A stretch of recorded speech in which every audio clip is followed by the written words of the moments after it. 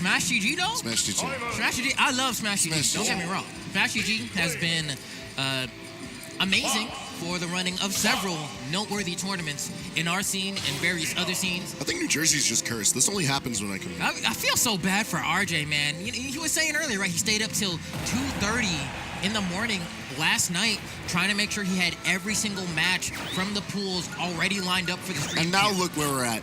Chris slaving over a hot stream computer. He doesn't know what they're sending him. Can't even tell us the We right don't match. know what he's sending us. But well, hey, I knew what they were sending me, but then they didn't send me the things that I knew that they were sending me. So nobody knows what's going on, but you know what I know? know? We got the great Gonzales in front of us. And Gonz is packing a very dangerous pack of characters.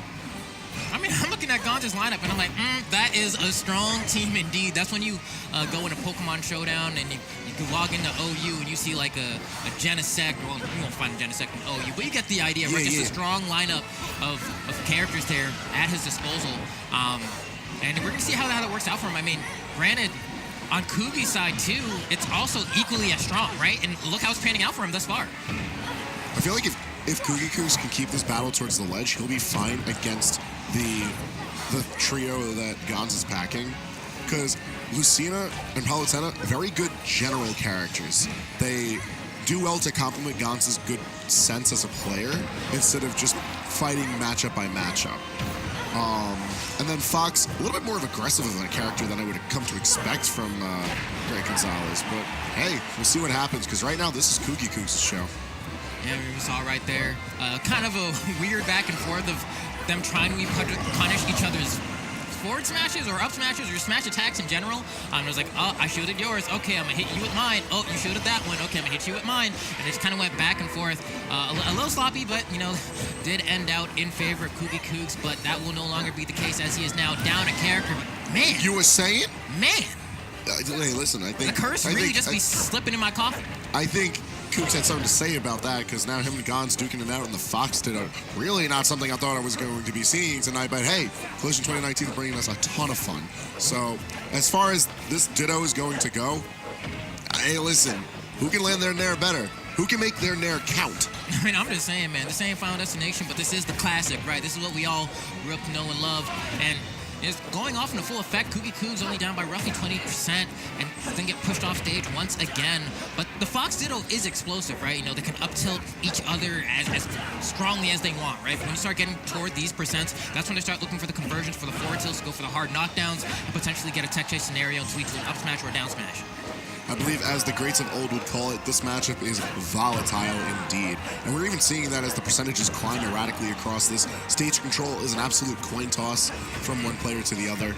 But right now, it's looking like Gonz is in position to be able to take that. He's doing a great job of returning to center stage and trying to figure out how to punish CougyCougs' attempt to move in on him. Speaking of figuring out a way, right? Just instantly goes for that parry. But it will look like CougyCougs is actually going to be the one to get the penultimate stock off of the Great Gonzales here. And is trying to get more, but Gonz is not having it. Bro, he really just did Dolphin Slash. And he just exploded. That's how it is. I didn't expect it. He didn't expect it, clearly. No, my ankle's shattered. CougyCougs, though, he's living with Inkling. And stuck with Inkling against Lucina is not the worst of situations, but he needs to even up this percentage if he wants to do anything to Gonz's Lucina.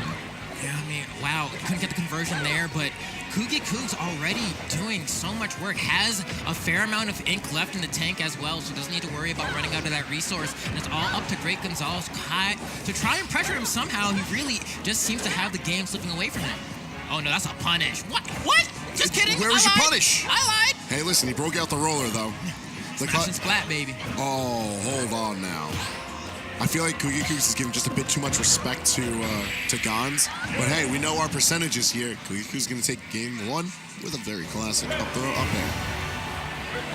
Oh, I've actually never seen the Squad Strike victory screen. That is crisp. Let me just say, I love the UI for Squad Strike. It looks amazing from start to finish. The only thing you see that's the same is the stage select. After that, you got your 3v3. Don't pick 5v5. Don't do that, please. As an event organizer, nobody wants that. But I love this character select. Whoa. The Simon pick? Yeah, that's what I'm noticing right off the bat. Like, that character is Mute? No. You ain't gonna play my heart like that. Demar, do it for the fans. Lucas, who you mixing me with? I think he's looking for Ness. Actually, no. Now I don't know what he's doing. He's hovering Now around even the you Smash. got mixed up, Luke. He's hovering around like the Brawl and Smash 4 characters. It's in chronological order. Yeah, he just needs to go to the top if he's looking for Ness, but... Yeah, there he is. All right. It was bound to happen. Now, this lineup faring differently from the previous that Gons is bringing to the table. This is a lot more matchup oriented, so I fear for the Belmont, I fear for Ness, but these are much more practiced characters. The three that we see on board are the three that Gons most consistently brings into a standard 1v1 bracket. So of course they're going to be the most practiced of them. Maybe that will cover the faults and matchups. Well, we'll see. We're going to be starting out in a very similar manner. There are Palisadium and Wolf coming out for game 2. Oof. And man, I can't stress it enough, but just how easy it is to stuff out Wolf Flash if you have a meaty hitbox, one that stays out for a long time, nice and chunky. And Palutena got plenty of those in her tilt. So speaking of damn, what does that mean? I don't even know. My man got clapped. Beautiful counter. All right, listen, counter actually worked in the most fantastic of fashions. Wolf Flash is out of here. But CougyCougs starting things off with Inkling. Worth noting, that was his anchor in the previous match. Now, Fox is chilling on the bench waiting for his time to shine. I actually think that's a brilliant decision on CougyCougs' part. Oh, man, but the Palutena, I feel like, might actually be one of the toughest obstacles for him to get through. He won't be able to quite confirm the KO with that roller. Wasn't at a percent where any smash attack would kill. You have to either find another one or do some kind of ledge guarding setup like he has here. That definitely wasn't on purpose, just air dodging off the stage. I don't know, man. It could be the nerves getting to him. These are top 8 qualifiers, so it's getting to that point in the bracket. But at the same time, it could have just been some sort of misinput. Either way, that's not up to us. That's not our fault. What is the fault of CougyCougs is not being able to kill this Palutena at 202%. Please, she's not that heavy. She's not supposed to live this long. She is 100%, man. Oh no, punish. Oh, the down tilt. Okay, so he's still looking, right? He's like, man, I need to confirm this KO. I'm at 68, which isn't the worst deficit. Now 78, so taking good 10% damage from that hit. And man, Gonzales is living. All right, that's just some good DI from Gons, but the bomb finally going to be catching him out. And now it's time. Oh man, it took him a while to load in, but the Belmont is in play. Team Castlevania here to let the whip loose. It's all now about what he's going to be able to do. I feel like if CougyCougs stays aggressive, he's going to be able to keep this an even battle. But if he tries to hold things back, it's only going to be a battle that Gons can take. Just because with Inkling, you can take advantage of his really good movement. You can take advantage of his speed. You don't have to really respect the projectile game that Simon's able to bring to the table. You just have to be patient. Oh my goodness, and the shield damage coming out from that axe. Of course, hold cross and come ahead and come around the other side. And of course, it does extend further behind Simon, so you need to watch out for that as well. But I don't know, the thing I'm curious about is I know that the Inkling's dash is low to the ground. And I feel like, especially against a character like Pichu, Simon's forward tilt will just straight up whiff a lot of the times. And I'm wondering if you can just, oh man, later. No. Oh! He's got to get those timings down. You can't be missing these roller whiffs like this. Especially because it's such a readable move that you're not often going to be able to get it. And just about any move is able to beat it out. It does not have that forgiving of a hitbox. These percentages are climbing time and time again, man. Look at this. This stock's got to end.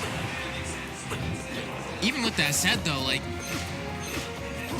all the hard work's been done, especially considering how CougyCougs started, like how he was looking coming into the Belmont, right? He was actually down quite a bit, maybe like 80-some-odd%, and was able to more or less tie the game here, right? I don't expect to see this Simon living for much longer, getting kind of bullied in this ledge trapping scenario, but a perfect parry. Wow! Just right through him.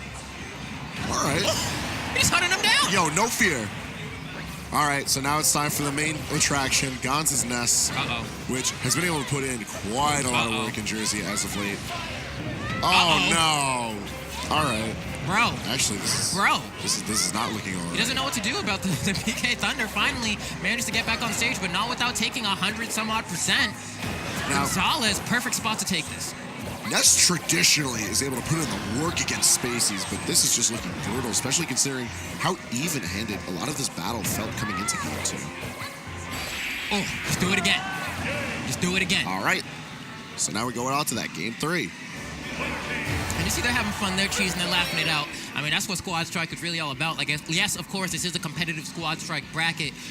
These people are trying their best to win. But in the same vein, Squad Strike is a fun format. You know what I mean? You do it for fun. You're not coming here to be like, oh, man, I'm trying to be the #1 Squad Strike player in the world. No one's going to take you serious.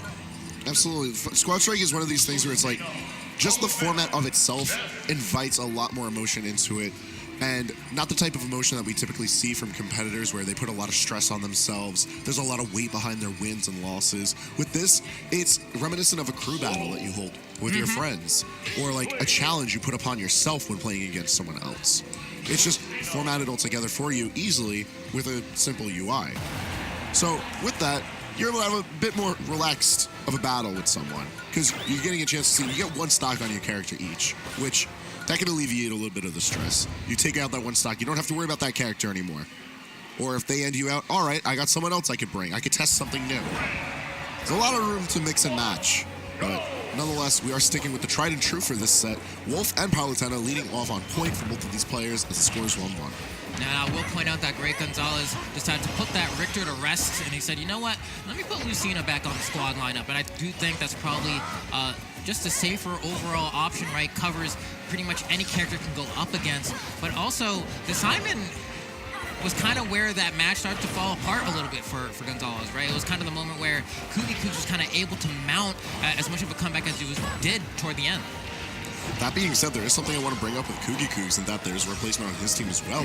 Fox has not made it into Game 3. Instead, CougyCougs opting for Lucina to join his roster, which, while I feel like Lucina, as mentioned earlier, a lot more general of a character, a lot more like rewarding for just holding down the neutral and not winning any particular matchups as far as what we've got on the board, I feel like the Fox was putting in a lot of work for CougyCougs, so I find it questionable that Fox is gone. And he might be regretting that decision as well. I mean, trying to run in, getting these conversions, the Inkling, and the Inkling, wow, perfect conversion, right? Like, the percent seemed almost right on the dot there, just from the... That was with no ink either, so, like, you get no modifier to help you out with that. That's just, can you get the follow-up properly? Good on CougyCougs for managing it, but now he's got Lucina to worry about. Oh, drop shit a little bit early. Get hit by the other hits of the Dancing Blade. CougyCougs can go ahead and throw some ink out there as well. Has the bomb to cover his approach option. And he's actually just maintaining center. Doesn't want to overcommit, because if he doesn't, he can wait for the option to come to him like that and get that conversion off the throw.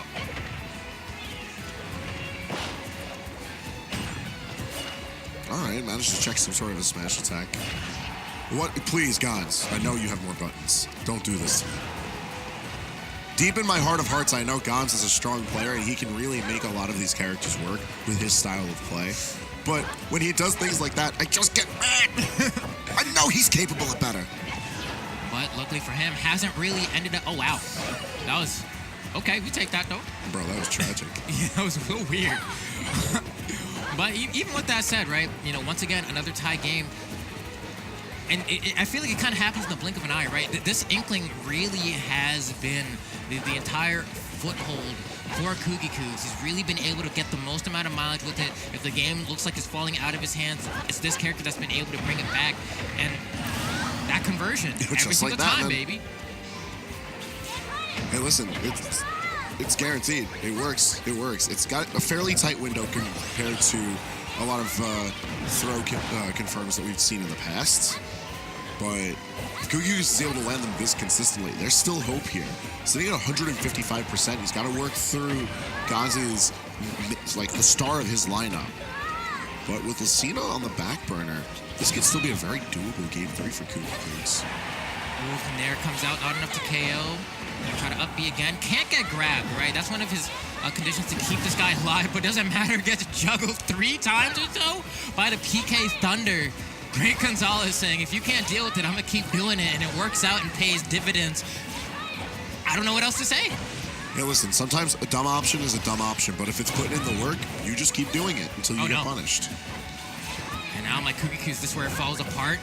Lucina perfectly fine in a matchup against Ness, but this is also where Gons feels very, very comfortable, right? He knows Ness inside and out, and it's really starting to show as he's slowly but surely mounting up this damage comeback. I feel like whenever CougyCougs has stage control, he's not able to hold it as effectively, but Okay. sometimes we just miss techs. It's anticlimactic, but hey, sometimes that's how it's got to go. Yeah, There's always got to be one winner.